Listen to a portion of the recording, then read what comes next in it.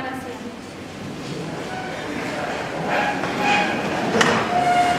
Seguidamente comenzamos con las disertaciones. En esta oportunidad nos acompañará el señor Carlos Tomba, quien nos disertará Malvinas desde el aire.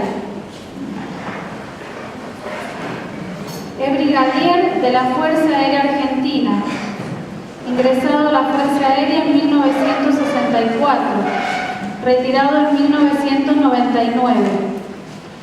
En 1998 a 1999, jefe de la Región Aérea Centro. Su experiencia como piloto: tiene 5.900 horas de vuelo en aviones de combate y de transporte. Piloto de vuelos de ensayo de aviones prototipo. Evaluaciones de aviones en Italia y Alemania. Demostraciones aéreas en América Latina y Medio Oriente. Piloto de Pucará en la Guerra de Malvinas. Piloto de Presidencia de la Nación. En el área gerencial de la Administración, jefe de la Región Aérea Centro, responsable del control del espacio aéreo, jefe de brigada, 7ª Brigada Aérea Moreno, Buenos Aires, jefe de grupo 4ª Brigada Aérea Mendoza, jefe de Escuadrón Pucará Reconquista Santa Fe. En cuanto a las relaciones internacionales, desde 1994 a 1996, jefe del Departamento de Políticas y Estrategias del Estado Mayor de la Fuerza Aérea Argentina, responsable de la organización, planificación y ejecución de las participaciones de la Fuerza Aérea Argentina en las operaciones de las Naciones Unidas. En 1998 a 1999, profesor y asesor de la Escuela de Guerra de la Fuerza Aérea de Bolivia. En cuanto a su educación, tiene una maestría en Ingeniería de Calidad, Universidad Tecnológica Nacional, es licenciado en Sistemas Aéreos y Espaciales, tiene curso superior de conducción, técnico en Administración de Empresas, curso superior de la Escuela de Guerra, curso básico de la Escuela de Guerra, curso de básico de conducción, curso de instructor de vuelo, curso de instructor académico y egresa como alférez aviador militar de la Fuerza Aérea Argentina en 1968.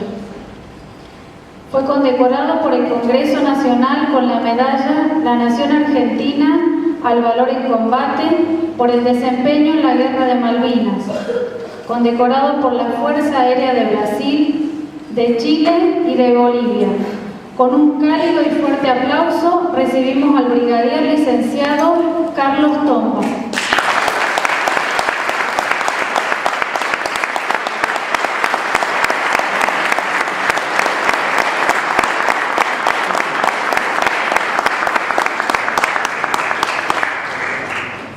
Hola, ¿me escuchan bien? Esto que acaba de decir la señorita es demasiado para mí. Porque a mí lo que realmente me significa es haber peleado por la patria en Malvinas. Todo lo otro es una circunstancia de una profesión. Por eso le pido a los señores excombatientes que me acompañen, porque ellos tienen tanto más derecho que estar acá adelante. Así que por favor les pido que me acompañen.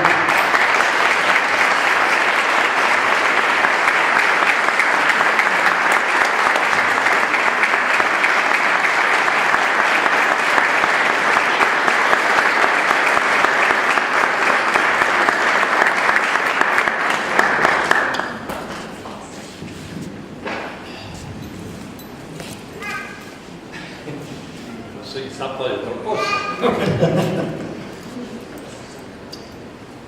Yo creo que lo que nos une acá es el amor a nuestra patria. Lo que a cada uno nos tocó fue lo que Dios nos puso en el camino para que cumpliéramos con nuestro deber. Unos desde el aire, otros desde tierra, otros desde el mar. Pero un solo objetivo común, nuestra patria. Y esto es aquello que es más significativo que todo lo que acaban de escuchar. Porque Dios me dio la suerte de poder cumplir con mi juramento con el uniforme de la Fuerza Aérea. Como los que estamos acá, un momento la patria nos pidió que la sirviéramos, cada uno desde su lugar. Intentamos hacer lo mejor que podíamos por ella. Y lo que yo les voy a contar ahora es mi experiencia, que es tan válida como cada uno de los señores que está conmigo. La experiencia de un hombre que en un momento le gustaron los aviones, que miraba el cielo y veía volar los pájaros y quería hacer eso. Y que después se dio cuenta de que eso era parte, no era lo más importante, sino que lo más importante era poder usar las alas de la patria para defenderla. Y así abracé la Fuerza Aérea. Y siempre digo que mis mejores 35 años de mi vida fueron en la Fuerza Aérea, porque me dio la posibilidad de luchar por la patria y me dio la posibilidad de que una profesión de servicio como esa, como la que ellos también tuvieron en su momento, poder brindar algo que sabíamos que teníamos que hacer en un momento determinado.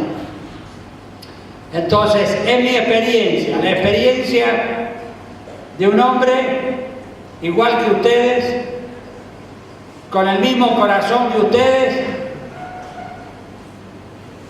que con la oportunidad que tuvo, usó los medios que tenía y que la Fuerza Aérea y el país le había brindado para defenderlo. Entonces, ese 2 de abril me enteré como ustedes por la radio de que habían tomado Malvinas. Debe haber una fotito por ahí. Eso. Con mi señora y mis hijos en los hombros, fui a esa Plaza de Mayo a demostrar mi alegría porque habíamos retomado las islas. En ese momento era mayor, estaba haciendo la escuela de guerra, hacía más de 1 año y medio que no volaba porque para los pilotos necesitan mantener un entrenamiento y cuando dejan de volar son todos muy viejitos, así que una silla porque se van a cansar.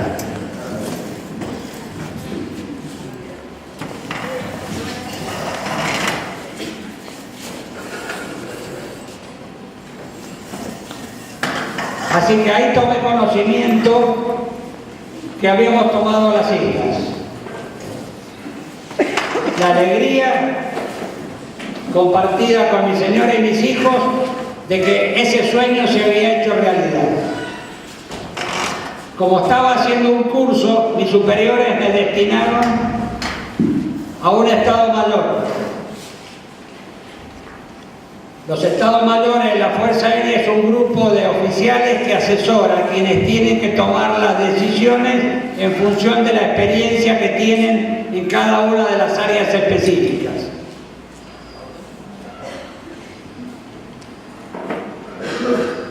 En ese Estado Mayor empezamos a recibir noticias de Malvinas que había problemas con el armamento del Pucará. Las condiciones climáticas de las islas hacían que toda la parte eléctrica, electrónica del avión tuviera problemas. No había con los contactos adecuados y necesarios para que todo el sistema de armamento del avión funcionara bien. Me entero de eso y yo como piloto de pruebas, mi experiencia se había desarrollado en evaluar los sistemas de armamento que usaba el avión Pucará. Podemos pasar la otra. Entonces, como conocía el armamento, le dije entonces a mis superiores, digo, yo acá no puedo estar, porque lo que yo necesito es aplicar lo que sé, pero no en un lugar burocrático, sino en una parte operativa. Logro que me envíen a Malvinas, me voy en un avión de aerolíneas hasta Comodoro, un F-28, llego a las islas, a Puerto Argentino.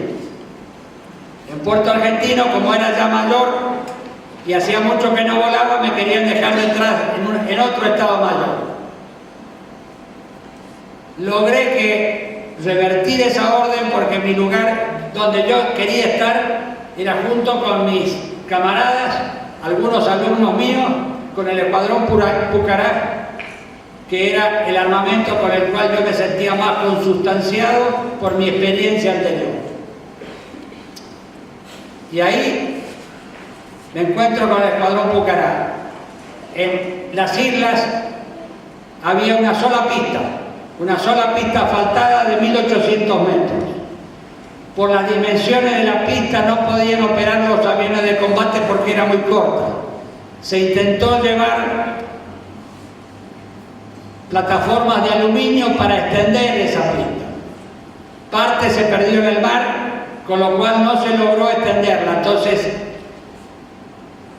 tenía que quedar esa pista operativa porque era el único medio para seguir abasteciendo a las islas. Los aviones Pucará, al no tener ningún refugio, ustedes saben que los aviones en tierra son muy vulnerables. Las esquirlas de las bombas los afectan y los dejan en tierra sin volar, los pueden destruir inclusive.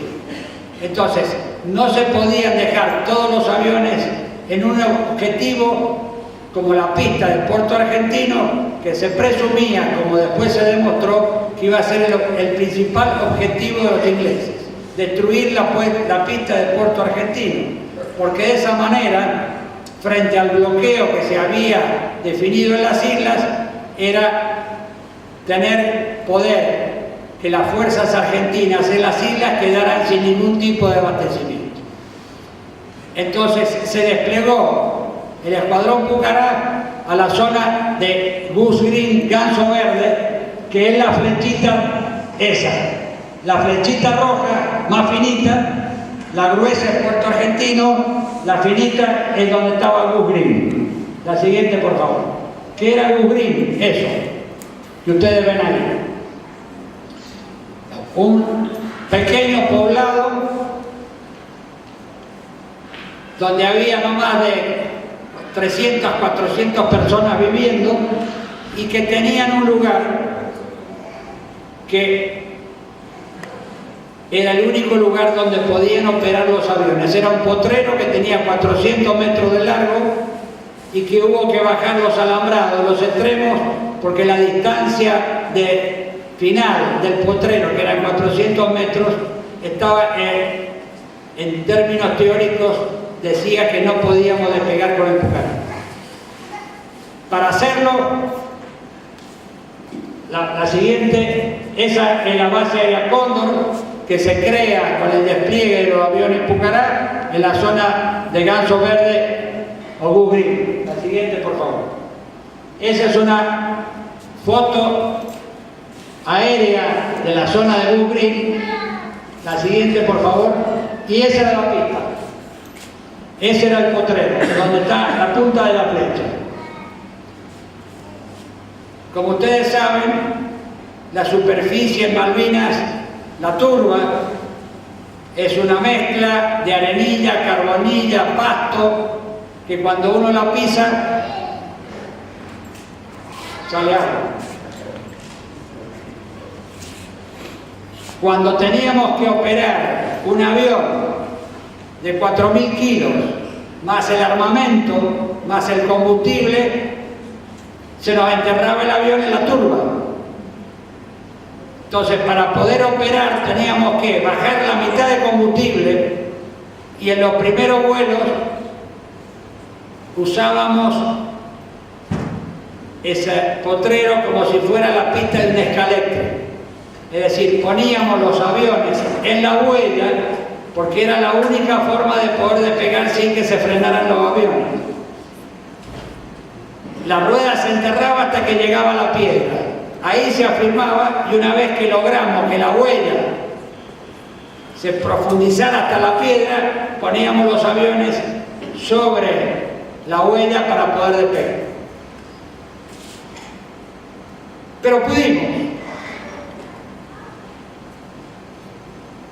Este hecho significa algo. Significa que como los señores, poniendo la voluntad, el amor a la patria y la vocación, se solucionan los problemas. Nadie está preparado para la guerra, porque enfrentarse a la guerra significa enfrentarse a desafíos que por más que uno haya estudiado, por más que uno haya leído, por más que uno haya practicado, la realidad es distinta. No me dejan mentir. La siguiente, por favor. Esta que ven ahí es la superficie que encontrábamos en la pista. ¿Ven las huellas? Eran huellas de vehículos. ¿Se imaginan? Con aviones cargados con armamento. La siguiente, por favor. Ese es el Pucará. Avión diseñado, construido y volado por argentinos. Lo que ustedes ven ahí es todo el armamento que ese avión puede llevar. 1500 kilos de bombas. O bombas y cohetes, o cohetes solo, en distintas configuraciones. En Malvinas se usaron bombas y cohetes, porque además de la bomba y cohetes tiene 2 cañones de 20 milímetros y 4 ametralladoras de 7.62. La siguiente, por favor. Así estaban los aviones, en la intemperie, sin ningún tipo de abrigo, y nuestros mecánicos, con temperaturas bajo cero, en el medio de la nada, cubiertos con lonas para que sus linternas no se vieran desde el cielo, nos reparaban los aviones para que a la mañana siguiente tuviéramos los aviones disponibles. Eso habla del valor de los hombres, habla de la vocación de servicio, habla de que no hay distinción de jerarquías cuando las jerarquías están unidas por la misma voluntad, por los mismos valores, por los mismos principios, porque cada uno desde su lugar pone su granito de arena para cumplir con la misión. La siguiente, por favor. Cargando cohetes a mano. Esto no se hace así. En la práctica esto se hace con carros soporte que ponen la cohetera con los 19 cohetes debajo del ala avión. Acá están cargados a mano, con el peligro que una descarga eléctrica impulse ese cohete. Hombres convencidos de que tenían que pelear por su patria. La siguiente, por favor. Así volamos hasta el 1 de mayo, recorriendo las islas, reconociendo las islas, solucionando los problemas de los aviones y tratando de conocer todo el terreno donde teníamos que operar. Hasta el día 1 de mayo. El día 1 de mayo, aproximadamente a las 4:30 de la mañana del puerto argentino, nos avisan que había una posible incursión de aviones ingleses. Bombardean Puerto Argentino. Acá tenemos un hombre que estaba ahí.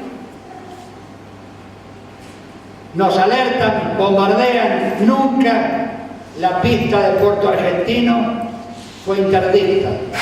Nunca dejaron de operar los aviones de la Fuerza Aérea en esa pista, porque siempre estuvo operativo. El último vuelo de un avión C-130 de la Fuerza Aérea fue el día 14 de junio.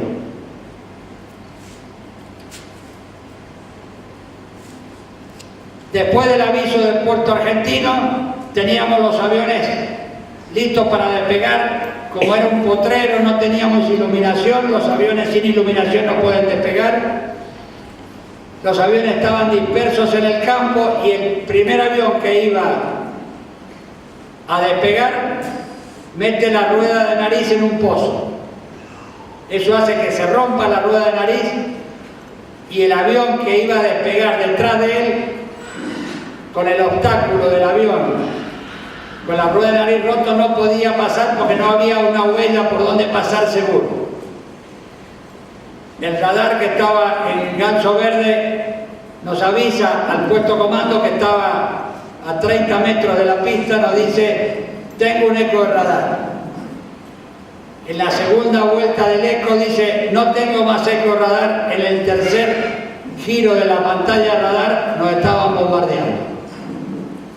Los Harrier pasan arriba de la pista, bombardean la pista con bombas Beluga.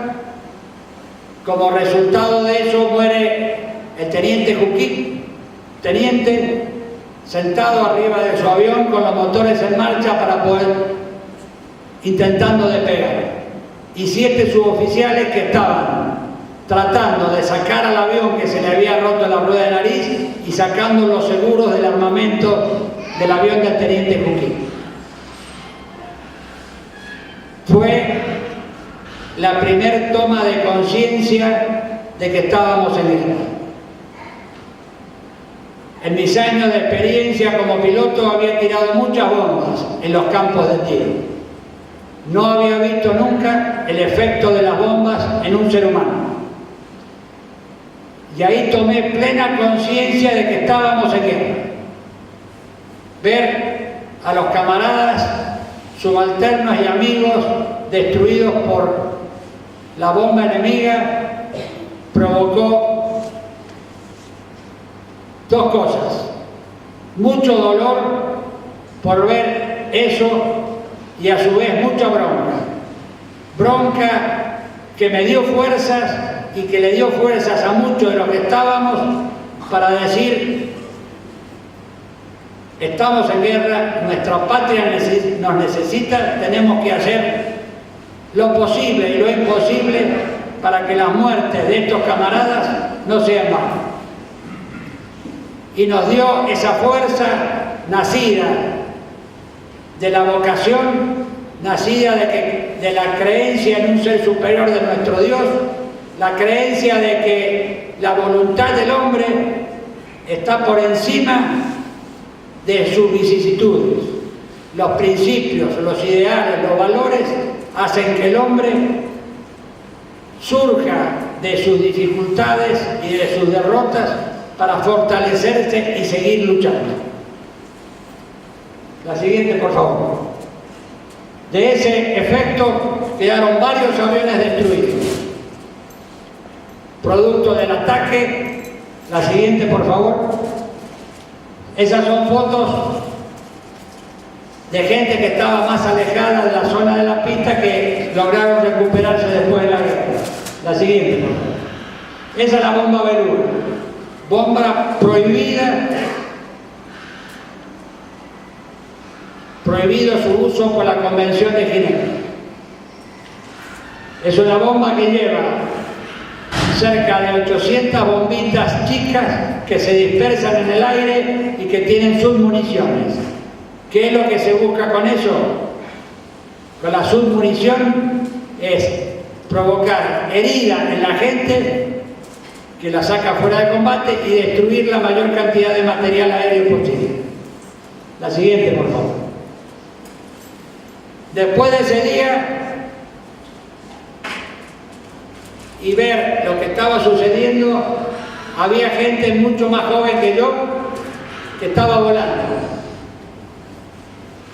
Entonces, al oficial que estaba a cargo del escuadrón le dije: yo tengo que volar porque acá hay alumnos míos que están volando y yo no puedo ser jefe de alguien sin demostrar con el ejemplo que soy capaz de estar junto con ellos. Primero me dijeron que no, que hacía mucho tiempo que no volaba, y le dije: si no me habilitan, me subo, me voy. En un avión cuyas esquirlas habían destruido la cabina del avión. Los mecánicos, con poxipor y remaches, pinza y alambre, habían logrado recuperar la cabina, y ese avión sirvió para que rehabilitara. Ejemplo del esfuerzo de la gente, de la voluntad para superar las dificultades. ¿Cómo lo hicieron? Con voluntad, con firmeza, con deseos de que nuestra patria volviera a ser una sola. La siguiente, por favor. Rehabilitado, empecé a formar parte de las escuadrillas, volando en la Fuerza Aérea. La gente que tiene más experiencia se vuela de 4 aviones. En la unidad de combate son 4 aviones. Normalmente el que tiene más experiencia es el guía, el que le sigue en experiencia es el número 3, el que le sigue es el 2 y el más moderno y el que menos experiencia tiene es el 4. ¿Cuál es la función del 4 y del 2? Protegerlo al 1 y el 3, que son la gente que más experiencia tiene y que normalmente debería poner la bomba en el blanco.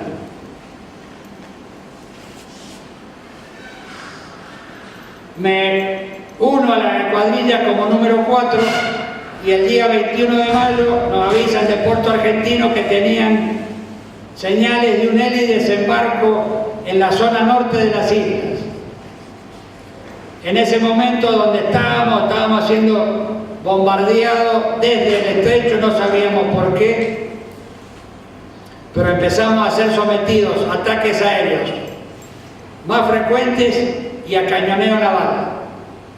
Cuando logramos despegar, porque habíamos aprendido que el cañoneo tenía una frecuencia de aproximadamente 9 disparos, teníamos 1 minuto y medio, 2 minutos para despegar entre frecuencia de disparos y la siguiente. Despegamos, nos reunimos en el aire, vamos a la zona donde nos habían dicho que estaban los blancos, llegamos, recorremos la zona, le avisamos de que ahí no había nadie. Eran señales electrónicas, electromagnéticas que los ingleses habían enviado para provocar lo que estaban haciendo, diversificar la defensa, mandar los aviones a lugares donde realmente no estaban desembarcados. Cuando le avisamos que en ese sector no había nadie, nos avisan que regresemos a la base. Cuando íbamos regresando a la base Bugrin, yo en lugar de ser 4, el piloto que estaba volando conmigo me dijo: usted tiene más experiencia que yo, pase adelante, yo me quedo a cuidarle su espalda. Cuando estamos volando, el otro piloto me dice: cuidado con el misil.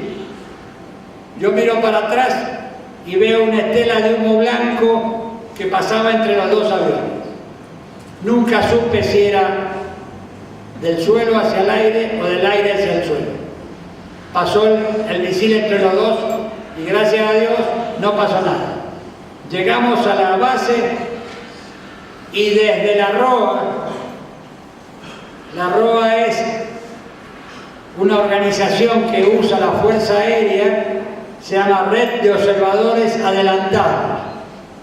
El radar no puede cubrir todas las ondulaciones del terreno, entonces los lugares donde el radar no alcanza a detectar se ponen personas con equipos de radio para que informen al puesto comando si ven el ingreso de algún tipo de avión. ¿Quién eran estos señores? Civiles, argentinos, que con su equipo de radio, de HF, con su carpa, con todo lo suyo personal, habían presentado voluntarios para trabajar de observadores aéreos y estaban en las islas realizando esa tarea. Argentinos, hombres, que independiente de donde la vida los había puesto, ofrecieron su vida, su equipo, su pertenencia en pos de cubrir una tarea que era necesaria. Un hombre de la ROA avisa al puesto comando que habían detectado un grupo de ingleses que habían desembarcado y que estaban en una posición dirigiendo el fuego sobre la base Cóndor, donde estaban los Pucará. Con el otro avión, teniendo la información de dónde estaba la posición, vamos, atacamos, destruimos la posición, y una vez que destruimos la posición, nos dan otra orden. Había que salir al estrecho, a ver qué había en el estrecho, que hasta ese momento no se había identificado qué tipo de fuerza era la que estaba operando, qué cantidad de buques, no se tenía información. Cuando seguimos hacia el estrecho, alcanzamos a ver los piques de los cañones de una fragata sobre el agua. Cuando el piloto que iba conmigo me dice, guarda los Harrier. Cuando miro hacia arriba, hacia mi derecha, hacia arriba, veo 2 Harrier. Inmediatamente iniciamos las maniobras defensivas y después de 2 o 3 giros en los cuales había que reducir toda la potencia porque los misiles que usaban los ingleses tenían cabezas infrarrojas, es decir, que tenían la capacidad de seguir puntos de alta temperatura. La manera de evitarlos era reducir la potencia al mínimo para que ese punto calórico fuera lo más bajo posible en temperatura y cerrar el viraje con 3 o 4 G, que es 3 o 4 veces el peso del cuerpo. Virando así, en uno de esos giros siento que el avión vibra. Siento vibraciones muy fuertes sobre el avión, miro hacia mi ala izquierda y tenía un ala perforada. El avión seguía volando, tenía capacidad de maniobra, así que me pego más al suelo lo más rasante posible. Cuando siento la segunda ráfaga, se me prende fuego el motor izquierdo y cuando quiero maniobrar, me doy cuenta que la palanca estaba totalmente suelta. Ahí decido inyectarme.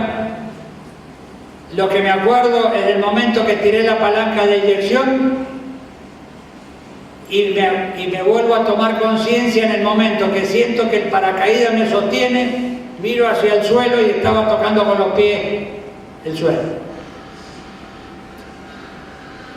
Gracias a Dios, nada. La mala hierba le cuesta mucho morir, dice por ahí, así que sin ningún tipo de daño me quedo en el suelo esperando que el avión que sobrevolaba se fuera, porque ya en ese momento sabíamos que había sido derribado un avión C-130 en total oposición a lo que siempre teníamos por concepto los caballeros del aire, que nunca se derribaba a un avión que no podía combatir. Y al C-130 le habían tirado, ya venía con un motor prendido fuego y estaba en descenso porque no podía volar, y a pesar de eso, el mismo inglés que me derriba a mí termina derribando al C-130 y muere toda la tripulación.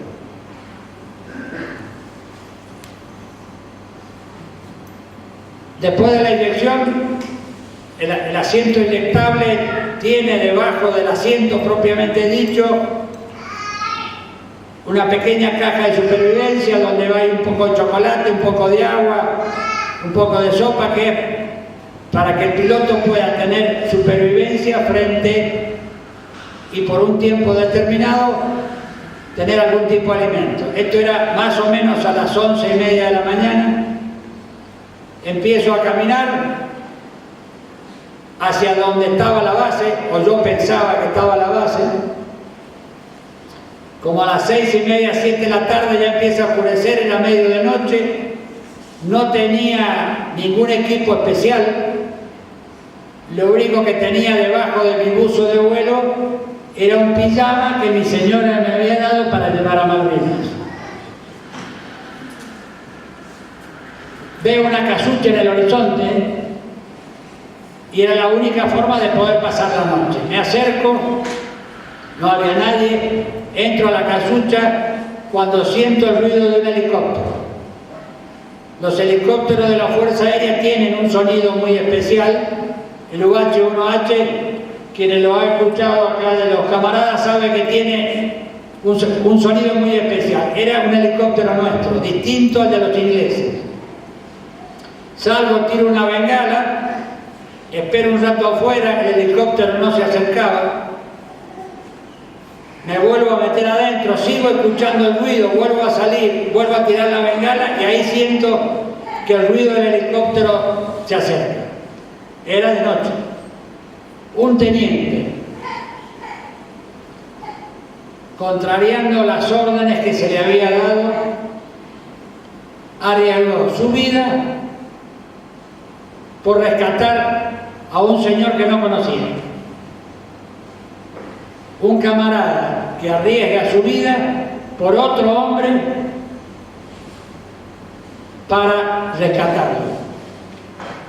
Teniente, se le había dado la orden que no volara de noche, que regresara a la base. Y en su espíritu, él decía, no puedo dejar a un camarada porque va a morir congelado frente a las temperaturas que hacían en ese momento.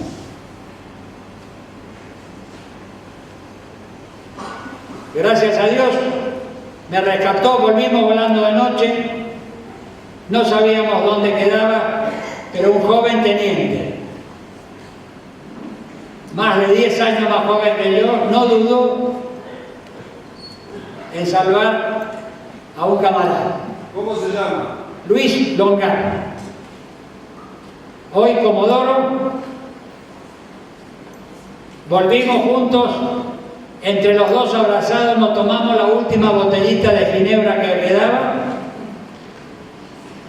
y ahí le hice una promesa. Le dije, cuando estemos los dos de vuelta nos vamos a juntar a tomar una botella de whisky entre los dos para festejar esto que ha sucedido. Tardamos 20 años en juntarnos, pero la vida nos dio y Dios nos dio la gracia de poder festejar de esa manera el reencuentro. Y además tuvo la desgracia que yo fui jefe de él después, con lo cual tuvo dos desgracias, salvarme y que le tocara de jefe. Esto es un cuadro, como ustedes ven, acá hay muchos cuadros, porque la Fuerza Aérea tenía un oficial retirado de apellido Ezequiel Martínez, pintor, y muchos de los cuadros que él ha hecho han sido relatos de la guerra que los pilotos cuando volvían contaban sus experiencias y él las traducía en un cuadro. Y además ha pintado cuadros de los 55 hombres de la Fuerza Aérea que murieron en Malvinas. La siguiente, por favor. Así quedó mi avión. Esto fue de otro argentino que después de algunos años fue a la isla y logró sacarle una foto. Yo estuve en eso. También estuve en eso. Bueno, acá el padre también ha tenido la suerte de ver. Esto es lo que quedó de la guerra. La voluntad de Dios a veces es difícil de entender, pero en este caso creo que su voluntad es que siguiera caminando por el terreno de los vivos y que le siguiera dando dolores de cabeza a mi señora y a mis hijos. Porque cuando se analizó el tema, él me tiraba con cañones de 30 milímetros. Las dos ráfagas deben haber pegado a no más de 20-40 centímetros de mi asiento. ¿Por qué? El Señor después me pedirá cuenta a ver de estas cosas, a ver cómo anda la cosa. La siguiente, por favor. Y este es, después del 21 de mayo, el avance de las tropas ingleses, el desembarco Y ahí con este pequeño esquema se pretende demostrar cómo atacaron los ingleses la base Cóndor, donde estábamos nosotros. Cuando se inicia el ataque, se sacan los aviones de Ganso Verde para evitar que fueran destruidos en tierra. Un grupo de pilotos nos quedamos porque no sabíamos si los aviones se desplegaban y podrían volver al lugar donde estábamos nosotros. Entonces nos quedamos un grupo de pilotos por las dudas que hubiera que seguir volando esos aviones que se habían sacado de la pista. La siguiente, por favor. Durante ese ataque desde Puerto Argentino, los aviones Pucará que estaban en Puerto Argentino empiezan a atacar las fuerzas inglesas que nos estaban atacando a nosotros ahí en Ganso Verde. Y ahí logran derribar varios helicópteros ingleses. Los que estábamos en tierra nos habíamos quedado con parte del armamento de los aviones Pucará que estaban destruidos. Y necesitábamos apoyar a la fuerza de ejército que estaban defendiendo la base con lo que teníamos a mano. ¿Qué hicimos? Usamos las coheteras de los aviones para sumarlo a la fuerza de defensa de la base. Estas coheteras, los cohetes que van dentro de las coheteras son cohetes que tienen que ser lanzados en velocidad. El ingenio, la voluntad, las ganas hizo de que tanto las coheteras como la ametralladora de los aviones se usaran desde tierra para mejorar la defensa, porque nos estábamos siendo atacados y veíamos que las fuerzas inglesas estaban sobrepasando la defensa, e inclusive descubrimos unos trípodes hechos con madera, donde apoyábamos las coheteras para darle un mayor ángulo, para que tuvieran un mayor alcance. Cómo mejorábamos la altura. Un pan más, un pan menos de turba, con eso elevábamos o bajábamos la altura de los cohetes. Ejemplos. Como ejemplo de un soldado que con una ametralladora Mac, que es una ametralladora muy chica comparada con un Harrier, logró derribar un Harrier. Cuando yo escucho que se habla de jóvenes que no hicieron lo que tenían que hacer en la guerra, me pone muy mal, porque yo he visto a héroes, jóvenes de 18 años que se convirtieron en hombres, haciendo y demostrando su fortaleza, demostrando su amor a la patria, realizando actos heroicos. Eso no se dice, eso no se comenta, no se dice lo que han hecho hombres como los señores, luchando en las peores condiciones, pero con un fuego interno de su amor a la patria, de su vocación, de su entereza, de su valentía. Cuando una sociedad no reconoce el valor de sus hombres, mal pueden tener futuro. Porque las naciones las hacen los hombres. La nación la hace el amor a la patria. Eso hace una nación. Si no existe eso, todo lo demás no sirve. Podemos tener el mejor instrumento en la mano, pero si no sabemos por qué, para qué, y no le damos trascendencia a las cosas de la vida, no tiene ningún sentido. Podemos hacer el bien o el mal, depende de los principios, de los valores, en qué creemos, de eso depende. Y esos hombres de 18 años hicieron cosas maravillosas. Pero las hicieron cuando tuvieron el ejemplo de sus jefes.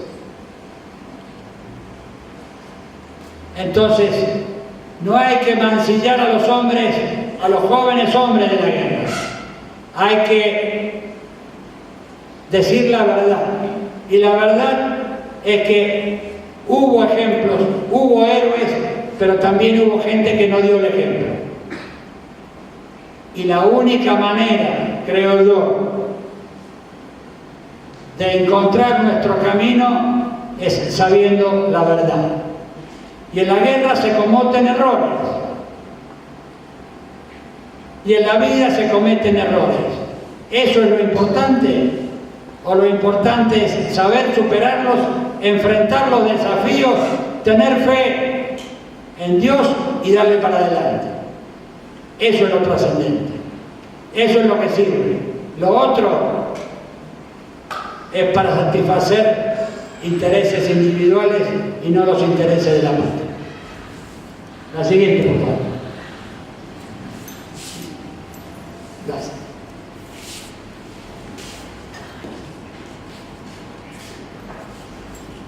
Después de la rendición de Bugrín, que aclaro que en una reunión donde estaban los oficiales más antiguos,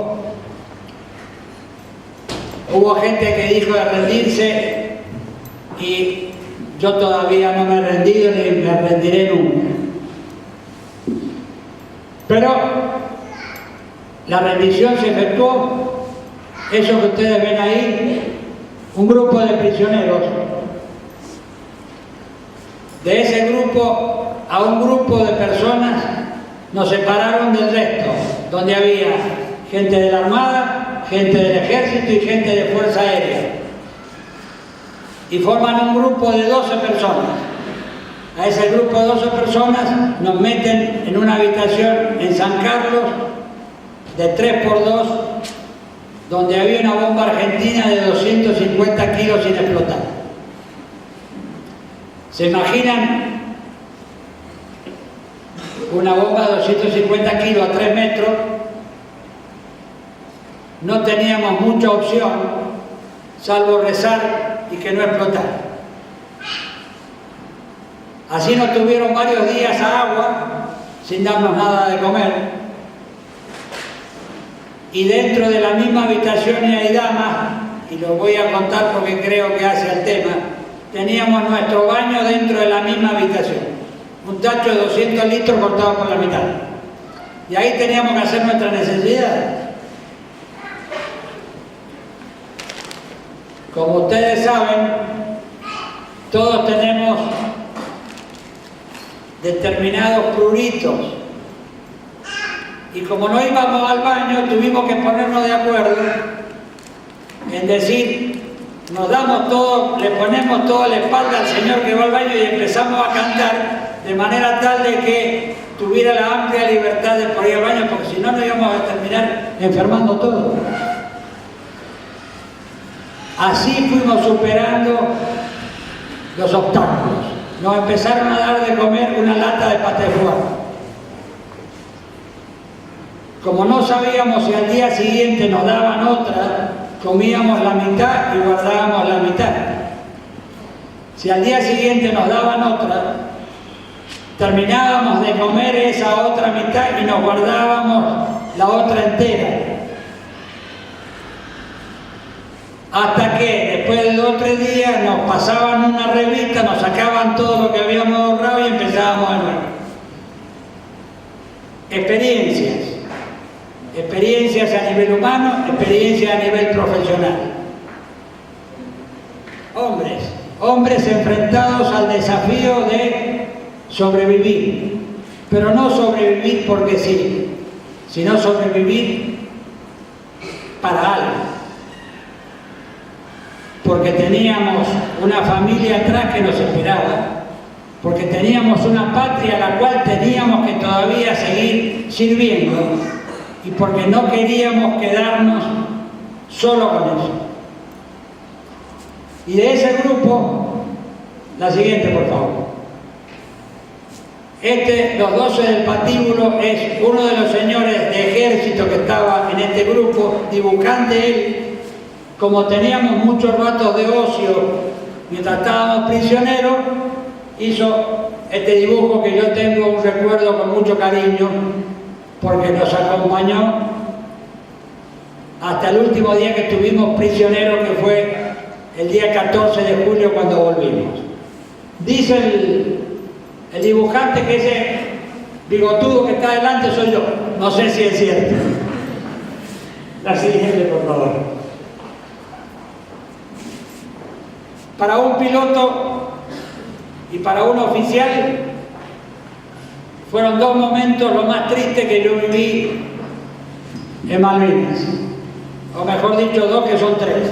Todavía no he aprendido a sumar bien los dedos. El primero fue el día 1 de mayo, cuando vi a mis camaradas muertos. El segundo fue el día que me derriban, porque para un piloto no hay nada peor que perder su avión. Y el tercero fue el día de la rendición, porque no hay peor cosa que sentirse que uno en su interior no quiere rendirse y tener que entregar sus almas. Fueron los tres grandes dolores de la guerra, porque, como les dije recién, a pesar de eso, todavía creo que no tenemos que dejar que los hechos de hace 33 años nos marquen, sino que tenemos que generar la fuerza para superar eso y seguir intentando por todos los medios para que Malvinas vuelva a formar parte de nuestra patria. Ese casco tiene una historia, que no sé si estamos muy atrasados con el tiempo. ¿Estamos bien? Cuando estaba prisionero, como yo hablo un poco de inglés, el médico inglés que arma una pequeña sala de primeros auxilios en San Carlos, en el frigorífico de San Carlos, me viene, me revisa cuando caigo prisionero, y después, cuando él arma esa sala de primeros auxilios, yo le empezaba a traducir a todas las heridas que traían los soldados argentinos y que él intentaba curar en esa pequeña sala de primeros auxilios. Y como la relación con él empezó a hacerse fluida, porque empezaban a llegar muchos heridos y yo le traducía a él, en un momento se acerca y me dice: el piloto que te derribó dice que se alegra que estés vivo, que ha sido una buena pelea y que te manda sus saludos. A lo largo del tiempo, él se convierte en el presidente de la Asociación de Veteranos Ingleses de la Guerra de Malvinas. Holly, Teniente Coronel Holly, es el apellido. Y en un momento, él ve un casco cerca mío y asume que era mi casco. Mi casco está en la Escuela de Aviación Militar en el museo. Y él toma ese casco, se lo lleva a Inglaterra, y después de mucho tiempo, cuando las relaciones internacionales hacían de que se quería volver a tener contacto con los ingleses, él vuelve a la Argentina con la excusa de traer mi casco de vuelta. Cuando a mí me avisan de que él vuelve con mi casco, yo le digo: ese casco que él trae no es el mío. No que sí, no que no. Bueno, si la intención es una cosa política, es una cosa, pero no es mi casco. Mi casco yo había logrado mantenerlo a través de todo el tiempo de prisioneros y haberlo dejado en la Escuela de Aviación. Cuando viene el Teniente Coronel Holly en un programa de televisión, me dice: acá traigo tu casco, yo le digo: ese no es mi casco. ¿Se imaginan lo que provocó en ese momento en el ambiente que estaba ahí? Bueno, se cambió el programa, empezaron a hablar de otra cosa, la cosa quedó disimulada y al final quedó como que él me había traído el casco. Para mí es un orgullo decir que mi casco está en el Museo de la Escuela de Aviación Militar. Y lo que él trajo era el casco de otro señor que no sé de quién es. La siguiente, por favor. Esto es el cenotafio que recuerda los 649 argentinos que están en las islas. ¿Y saben por qué es cenotafio? Porque no están todos los cuerpos. Pero es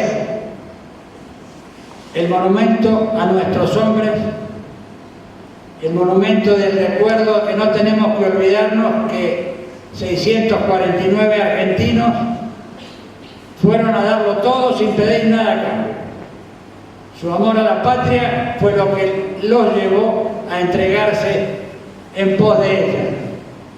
Y esto es algo que no debemos dejar que ninguno de nuestros compatriotas nos olvidemos de lo que esto significa. La siguiente, por favor. Ahí están los 649 nombres representados por las islas, parte de nuestra patria. Así como San Martín y Belgrano llevaron hombres a pelear por la integridad de nuestra patria, hoy, 33 años, hace que tenemos 649 argentinos que nos reclaman a los que tuvimos la gracia de Dios de venir vivos, que no nos olvidemos.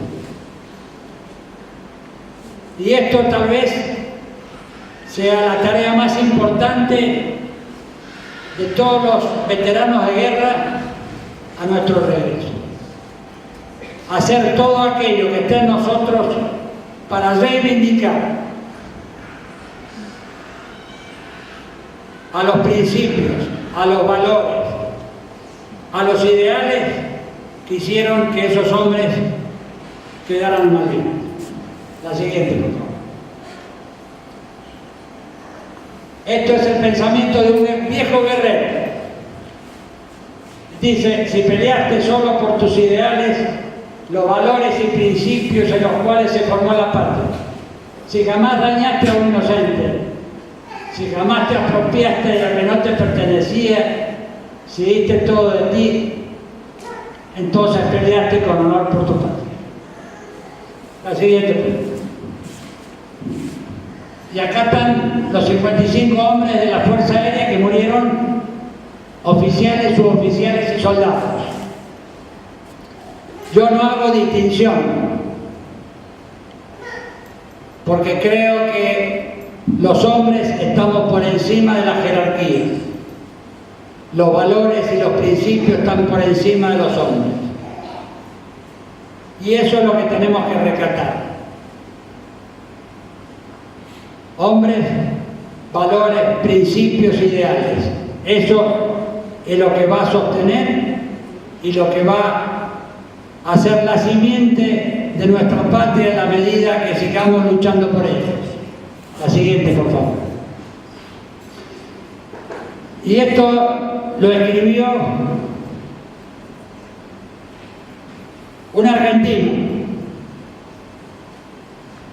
pensando en los pilotos de la Fuerza Aérea, pero puede ser tranquilamente un pensamiento para todos los hombres que están acá hoy. Hijo, si mirás el cielo, recuerda a los hombres que un día cayeron peleando en las nubes del tesoro nuestro y plegaron sus alas en su heroico intento. Jamás lo olvides. Ellos no murieron, viven en la inmensa congoja de un pueblo. Son golondrinas que nunca volvieron, que volando alto junto a Dios se fueron. Si miras al cielo, reza un Padre Nuestro por ellos. Gracias.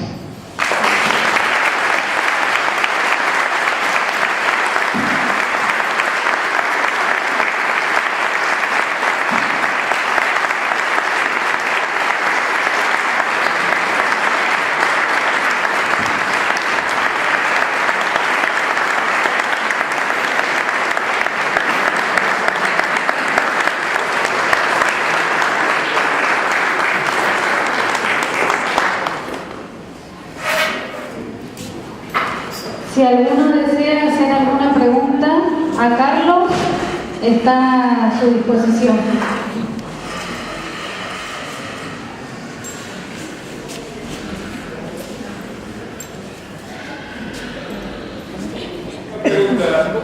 relación suya que tenía un rango mayor al de Capitán Vilas y era el jefe del escuadrón. ¿Cómo se interactuaba? El jefe de escuadrón fue Toto Navarro.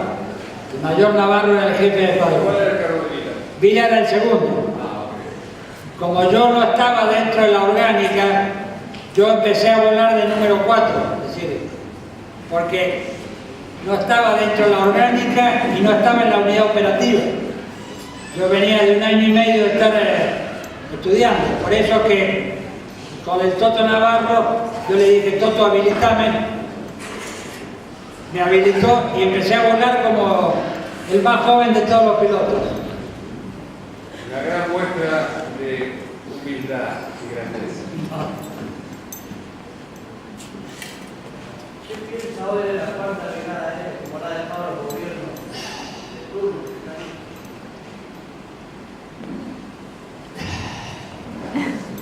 Voy a ser cauto porque si hay algo que quiero es separar la causa Malvinas de la política. Yo creo que esta es una causa nacional, no es una causa política. Creo que no deberíamos teñirla nunca políticamente. Es una causa que está más allá de la política.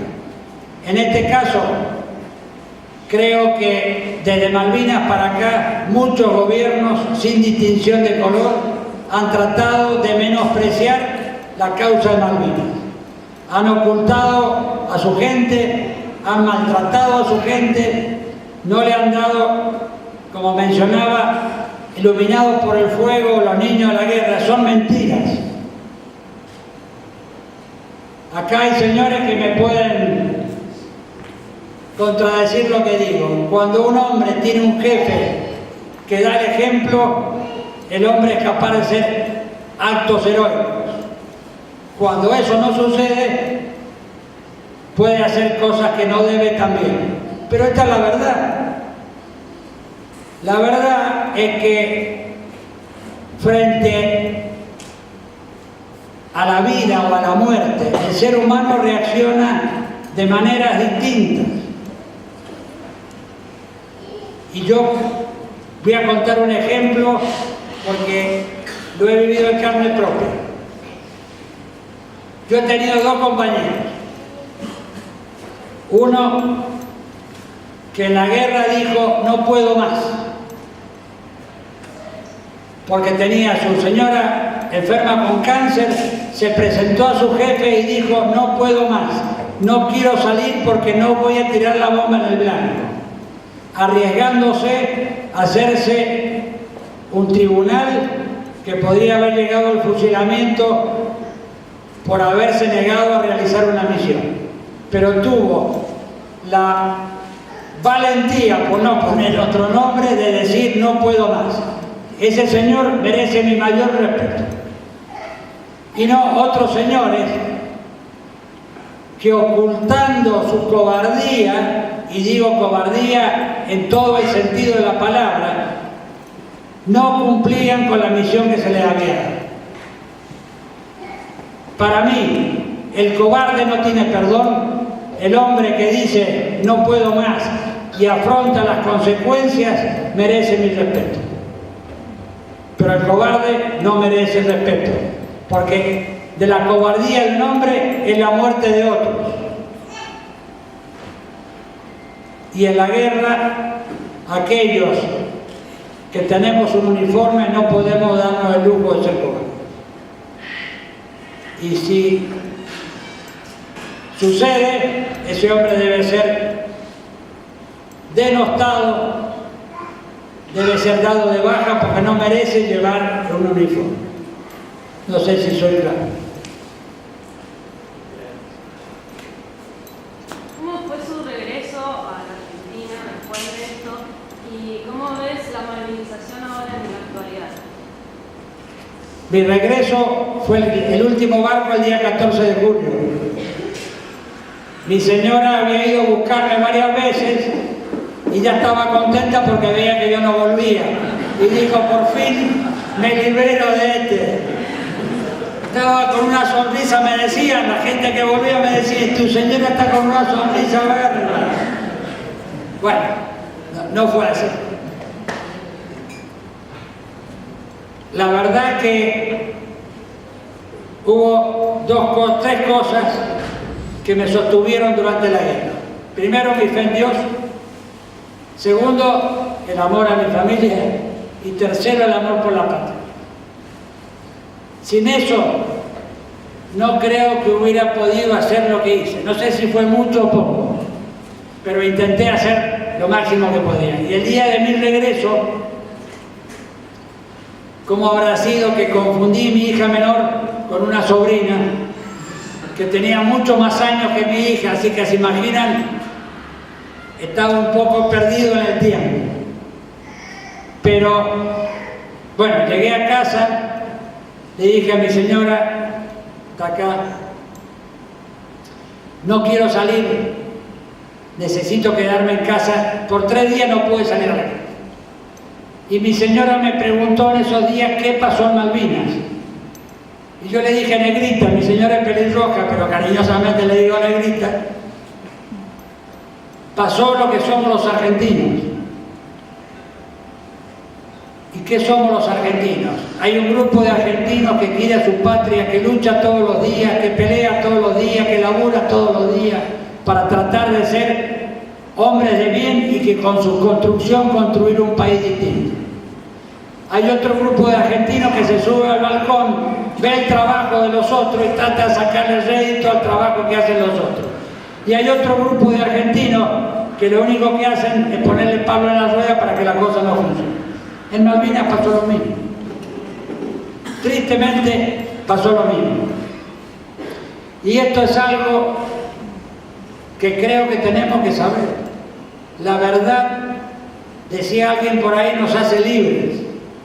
Saber la verdad, reconocer nuestros errores, en qué nos equivocamos, es la única manera de cambiar. Si yo meto los problemas bajo la alfombra y digo, en Malvinas se hicieron todas las cosas perfectas, no fue así.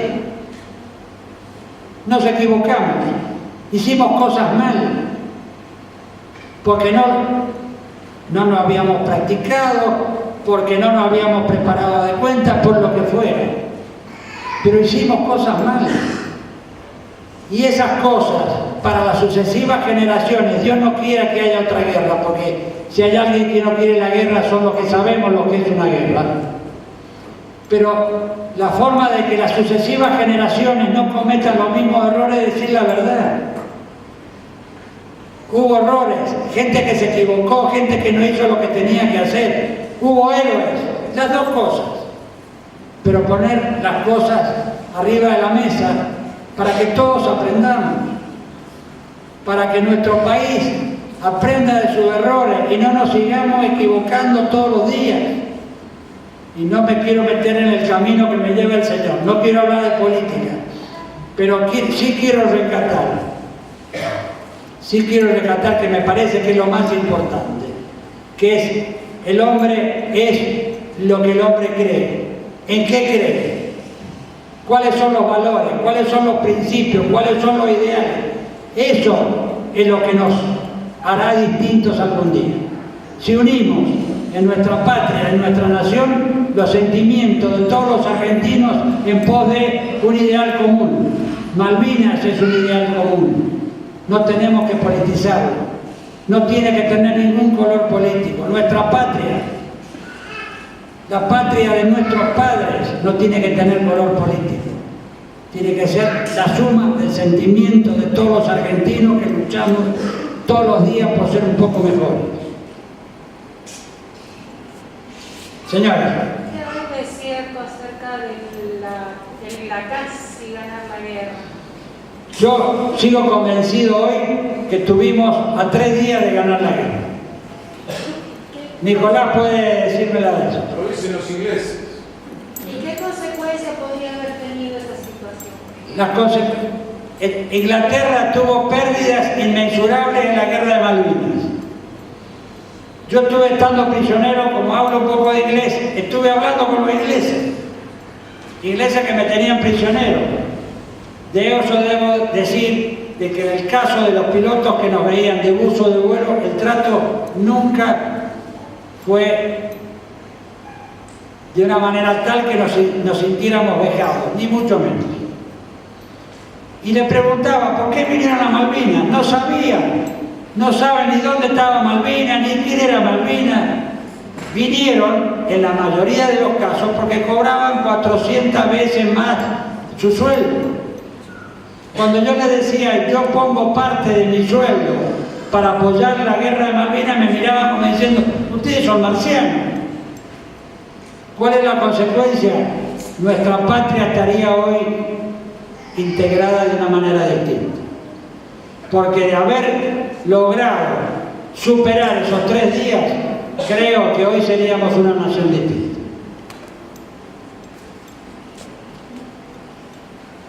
¿Qué opina usted del concepto de hipótesis de guerra que han sostenido con anterioridad muchos gobiernos democráticos? Yo a esa respuesta le voy a contar una de ellas. Un estratega, ustedes saben que Inglaterra tenía una colonia en Medio Oriente, una ciudad en Medio Oriente que estaba rodeada por China, que después de 100 años la tuvo que entregar. Un estratega le preguntó a los ingleses, ¿por qué ustedes actuaron así con China y no actuaron así con Argentina? ¿Sabe qué le contestó el inglés? Porque Argentina no es China. ¿Qué quiso decir con eso? China es una potencia, Argentina no lo es. ¿A quién voy a respetarlo? A una potencia, no a un país como el nuestro que se deteriora día a día. Entonces, volvemos a, ¿qué tenemos que hacer? Hacer de nuestro país una potencia, construir entre todos un gran país, va a ser la única forma. Si no lo construimos, nadie nos va a respetar, por más hipótesis y conflicto. Si no somos, nadie nos va a respetar. La hipótesis de guerra siempre está presente.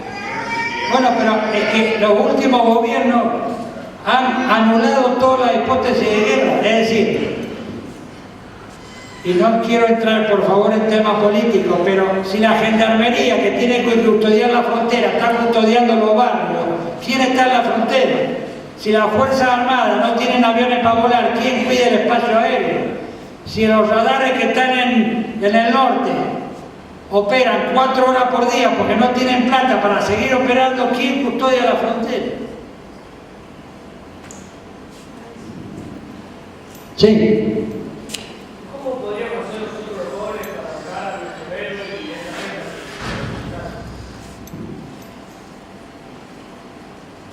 Ustedes lo están ahorrando queriendo a su patria, capacitándose, honrando a sus padres y preparándose para los desafíos del futuro. ¿Cómo? Queriendo a su patria con principios, con valores y con ideales. Así se preparan, así van a construir una patria mejor. Dios, decía alguien, patria y hogar.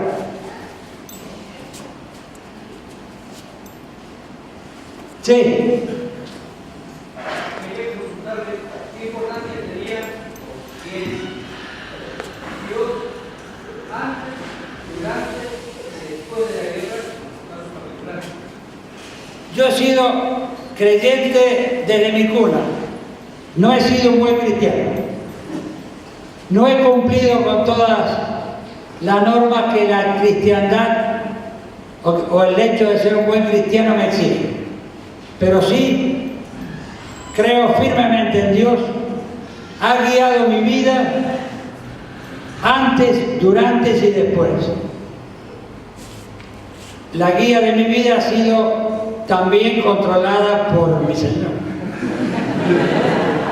Así que no solo Dios me pasa la cuenta, sino tengo la contadora que todos los días en la libreta negra me anota.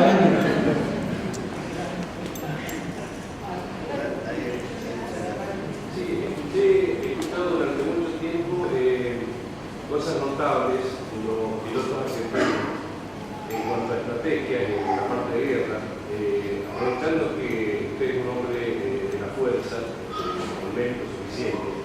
Uno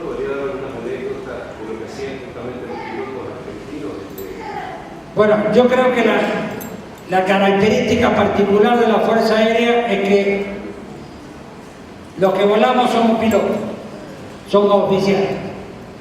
Eso no quiere decir de que la integración del grupo humano, los pilotos somos la cara visible, pero para que el avión vuele hay un grupo muy grande de gente que está alrededor nuestro.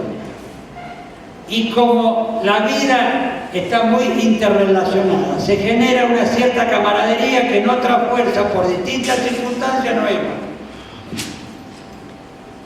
En los pilotos, como yo les decía recién, la vida de uno depende del otro. En una escuadrilla los numerales protegen a los guías. Entonces, se integra de una manera tal de que todos estamos imbuidos de que la vida de uno depende de la vida de otro, y eso genera una fortaleza, una ligazón, un espíritu que no nos hace ni mejores ni peores, pero tal vez seamos distintos. Y además, que uno, cuando en la Fuerza Aérea hay 3 especialidades. Cuando uno se recibe de oficial, hace un curso de 1 año de piloto y después puede elegir 3 especialidades genéricas: piloto de caza, piloto de transporte y piloto de helicóptero. En función de eso uno va siguiendo una carrera en la cual se va especializando. Y durante la paz, el piloto de combate practica todas las maniobras, o casi todas las maniobras que pudieran llegar a ser necesarias en la guerra. Entonces, uno hace combate aire-aire, tira bombas en los campos de tiro, hace navegaciones rasantes, todo eso lo va a practicar. En el caso de Malvinas se dio una cuestión particular, porque desde el gobierno nacional le fija a cada una de las fuerzas cuáles son sus tareas. La tarea de la Fuerza Aérea específica era el apoyo a la fuerza de superficie y las operaciones aéreas estratégicas. ¿Cuáles son las operaciones aéreas estratégicas? Son las operaciones que se realizan en la profundidad del campo enemigo para evitar que el abastecimiento llegue a la primera línea de combate. La guerra en el mar era de la Armada y el Ejército de la Guerra. En el caso de Malvinas, nosotros nunca habíamos practicado atacar buques. Era una experiencia nueva. Entonces, desde el 2 de abril hubo varias prácticas que se hizo con la Armada, donde empezamos a atacar la fragata de la Armada para ver de qué forma se podía vulnerar los sistemas misilísticos que estaban arriba de la fragata. De esas prácticas descubrimos que el ataque por arriba de los buques era imposible porque el lóbulo de radar permitía una detección muy temprana, permitía que se armaba el sistema de defensa y todo. La única forma de atacarlo era rasante pegado para demorar al máximo la detención del radar. Tanto en el avión como en los buques, el armamento tiene un sistema de seguros que evita que cuando el piloto aprieta el botón de lanzamiento de bomba, la bomba le explote debajo del ala. Tiene un cierto retardo que permite que el avión se aleje de la bomba para que se arme la espoleta. En el caso de los misiles de los buques, igual. El radar detecta, le manda la orden a una central de tiro, la central de tiro lanza el misil, pero ese misil también tiene un tiempo de armado para evitar que explote sobre la cubierta del buque. Entonces, la manera de evitar el lanzar, ¿por qué la mayoría de los derribos fueron después de lanzar la bomba? Porque después de lanzar la bomba había que levantar el avión, pasar arriba del buque y salir por encima de la bahía de San Carlos. El levantar le daba el tiempo a los misiles de su lanzamiento. Una pregunta. Inglaterra tiene muchísima experiencia en combate. Nosotros, bueno, vamos sobre la marcha de los representantes. Si Inglaterra, con toda la Royal Force, la experiencia, no hizo nada para evitar el ataque de la Fuerza Aérea a nivel rasante que tenían, Es que... ¿Preguntaron o...? No, lo que pasa es que después de la Segunda Guerra Mundial, en la Segunda Guerra Mundial todos los buques tenían un blindaje de mucho, el experto sabe más que yo de la Armada, pero tenían mucho blindaje. En la medida que se fue desarrollando la capacidad misilística fue disminuyendo el blindaje, de manera tal que las fragatas modernas eran de aluminio. La pregunta es mía. No, por eso. Entonces ellos, yo creo que como no había habido ninguna experiencia de ningún combate frente con esa fragata, de ataque de ningún... ellos daban por entendido de que no se las podía atacar. Es más, cuando nosotros hicimos la práctica con la gente de la Armada nos decía, miren muchachos, no llegan ilusiones porque no pueden entrar. Porque la filosofía y las experiencias anteriores decían eso. Como todos sabemos, de la teoría a la práctica siempre hay una distancia. Se lo comieron los jefes, pero después se comieron todas las antes. Es que no tenían tiempo de reforzar la estructura. Si nosotros... Pero si nosotros con la bomba, la primera bomba argentina, pasaban a los buques de lado a lado y hubo que ir modificando sobre la marcha. Ellos tenían desplegado, acordate que estaban a 11.000 kilómetros de... Pero la pregunta mía es, Sí. cuando pasó lo del Che-50, fue un éxito. Primero yo digo que fue un error tener semejante flota de frenos. Cuando ellos no podían, ¿cómo ellos podían haber hecho para evitar el ataque nuestro? Es que yo creo, es decir, ellos, el primer día del desembarco fue el 1 de mayo. Ellos pensaron que el 1 de mayo tomaban la Siria. Tuvieron que retirar la flota frente al ataque de la defensa argentina. La segunda vez que fue cuando fue Sheffield, y ya el 21 de mayo o era el ataque, ellos ya habían decidido que era la última oportunidad, que si no lo hacían ahí... Otro error. ¿Por qué se carga de Tristan lo ubican al alcance de... Mi estimado, la guerra no solamente de las armas, sino de la inteligencia de los hombres que llevan a conducir. Los hombres nos equivocamos. Ellos pensaron de que no había más reacción, que no llegaban los aviones. Como nosotros pensamos que los aviones no entraban por el estrecho de San Carlos, nosotros pensamos porque no se cubrió el estrecho. ¿Por qué no se cubrió el estrecho? Es una pregunta que hoy no estamos haciendo. ¿Por qué el estrecho no se cubrió? Porque alguien dijo, por ahí el calado de los buques no permite que entren los buques. Y sin embargo entraron. Es decir, la guerra, más allá de las armas, es una lucha de las capacidades y de la inteligencia de los hombres. Y a veces se toman decisiones equivocadas.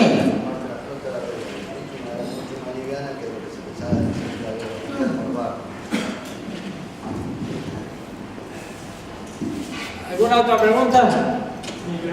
No, nos van a retar, ¿eh? Mirá que las chicas enseguida... Vos sabés que son peligrosas, así que hay que tener cuidado. Porque las bombas que llevaban ustedes los pilotos perforaban los cascos y por ahí no explotaban. Sí. Porque no se alcanzaba. No, porque la bomba es un poco más técnico, pero la bomba tiene en la punta una espoleta. Esa espoleta, para su armado, requiere, viste que tiene como un ventiladorcito en la punta. Bueno, eso permite que el tren de fuego se alinee. Es decir, que todos los conductos van a llevar el tren de fuego hacia la carga de pólvora que está dentro de la bomba. Pero para que se inicie, tiene que pegar sobre algo que sea muy duro. Las bombas estaban previstas para ser lanzadas en superficie, contra la tierra, contra la estructura, contra los edificios.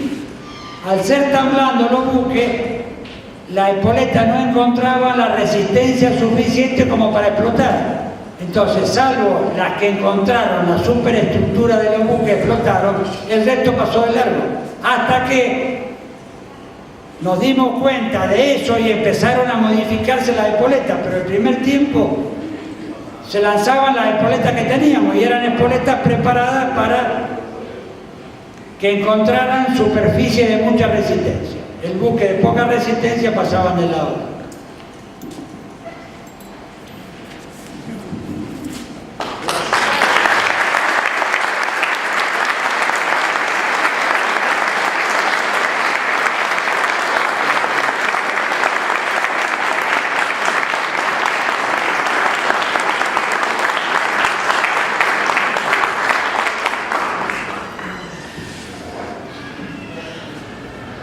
Bueno, a continuación, los integrantes de la agrupación Óbolo y también en representación de todo el pueblo de General Alvear, queremos hacer la entrega de un pequeño homenaje.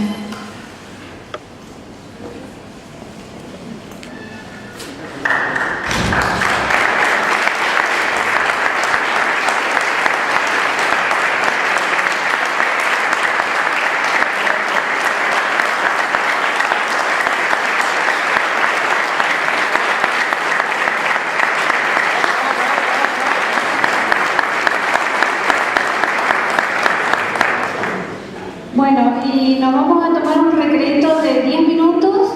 Los invitamos a pasar en las mesas que están en la parte posterior del salón a compartir un pequeño refrigerio y en 10 minutitos continuamos. Muchas gracias.